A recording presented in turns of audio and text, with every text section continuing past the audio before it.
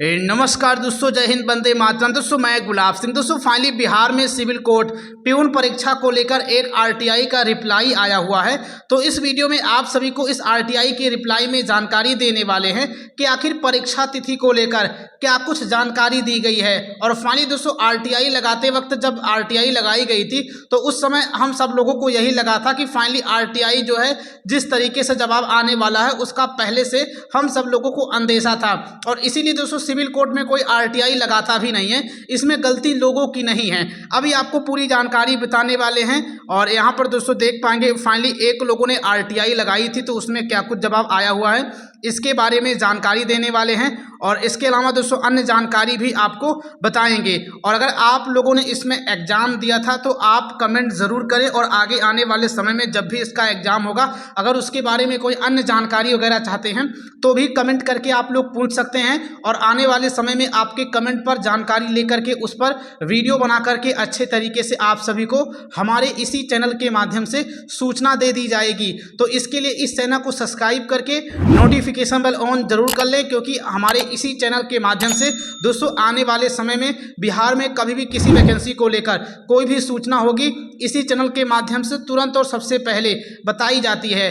और इसके अलावा दोस्तों एक चीज़ ये भी है कि 14 जुलाई 2026 को फाइनली दोस्तों बीएसएससी कार्यालय जो कार्यालय है बिहार में पटना में दोस्तों वहाँ पर आंदोलन होने वाला है। तो फाइनली आप लोग दोस्तों उसमें शांतिपूर्ण भाग जरूर लें, क्योंकि दोस्तों 3 से 4 साल अधिक का समय हो चुका है, चाहे अध्यक्ष हों या सरकार हो अभी तक सोई हुई हैं और आपके भविष्य के आपकी कीमती समय को बर्बाद किया जा रहा है।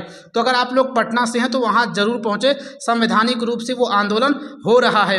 अब यहाँ पर दोस्तों चलते हैं, आप सभी को इस आरटीआई के बारे में जानकारी देते हैं। दोस्तों फाइनली मैंने वीडियो के स्टार्टिंग में आप सभी को जानकारी ये दे दी थी कि सब लोगों का अंदेशा जिस तरीके से था आरटीआई लगाने में, फाइनली वही रिप्लाई आया हुआ है। यानी दोस्तों सिविल कोर्ट में जब ये आरटीआई लगाई गई तो सिविल कोर्ट की तरफ से जवाब ये आता है कि फाइनली जो आपने आरटीआई लगाई है कि परीक्षा वगैरह कब होगी, या बिहार सिविल कोर्ट प्यून परीक्षा के बारे में जो है वैकेंसी के बारे में आपने जानकारी हमसे मांगी है, तो इस पर जानकारी देना हमारा कोई काम नहीं है, यानी हम इस पर जानकारी नहीं दे सकते। यहाँ पर दोस्तों देख पाएंगे लिखा भी गया है कि you are inform that the Patna high court is not the public authority. यानी कहने का मतलब दोस्तों ये है कि पटना हाई कोर्ट जो है कोई पब्लिक अथॉरिटी नहीं है। यानी पब्लिक मतलब दोस्तों जनता होता है, लोग होते हैं, लोगों की अथॉरिटी नहीं है कि लोगों को वो जवाब देते फिरेगी कि एग्जाम कब कराऊंगा, या एग्जाम हमने कब कैंसिल कर दिया, या आने वाले दिनों में एग्जाम कब होगा।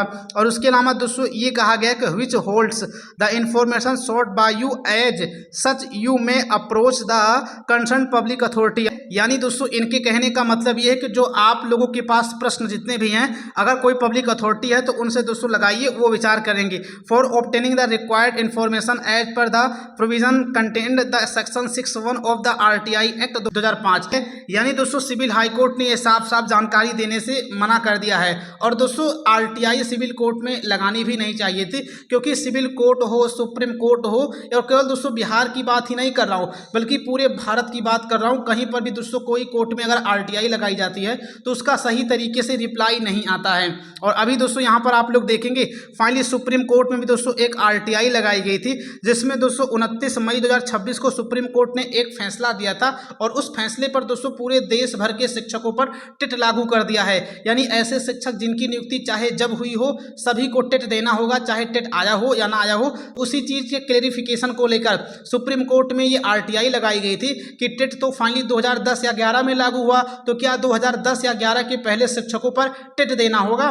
तो फाइनली दोस्तों सुप्रीम कोर्ट ने भी इनके आरटीआई का सही तरीके से जवाब नहीं दिया। और सुप्रीम कोर्ट ने जब आरटीआई में जवाब दिया तो दोस्तों असंतोषजनक जवाब दिया, यानी जिसका कोई औचित्य नहीं है, जिसका कोई मतलब नहीं है। और यहाँ पर आएंगे तो आप लोग दोस्तों देख पाएंगे इसमें जवाब के बारे में बताया गया है कि it is beyond the judicial and scope of the duties of CPIO. यानी कहने का दोस्तों मतलब एक सुप्रीम कोर्ट ये कहता है कि जो सुप्रीम कोर्ट के अधिकारी लोग हैं जो आरटीआई का रिप्लाई करते हैं उनकी तरफ से साफ साफ रिप्लाई आया हुआ है कि जो आप जानकारी सुप्रीम कोर्ट से मांग रहे हो फाइनली सुप्रीम कोर्ट से परे है, यानी सुप्रीम कोर्ट इस जानकारी को दे ही नहीं सकता। जबकि दोस्तों सुप्रीम कोर्ट ने खुद वो फैसला दिया हुआ है, लेकिन सुप्रीम कोर्ट जानकारी नहीं बताना चाहता।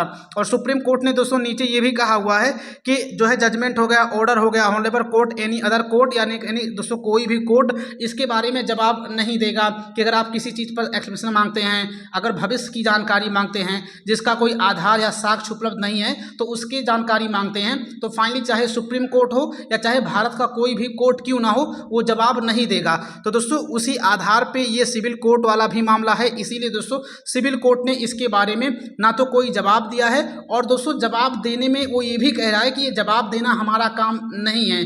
तो ये दोस्तों काफ़ी बुरी बात है।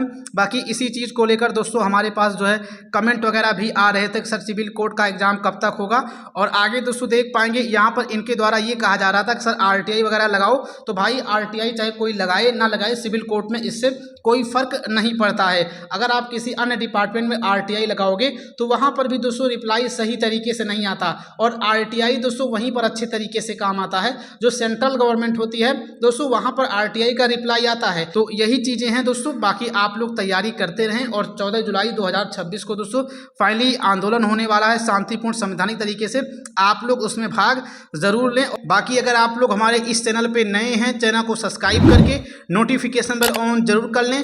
मिलते हैं फिर किसी नए वीडियो में। जय हिंद, जय भारत, जय बिहार।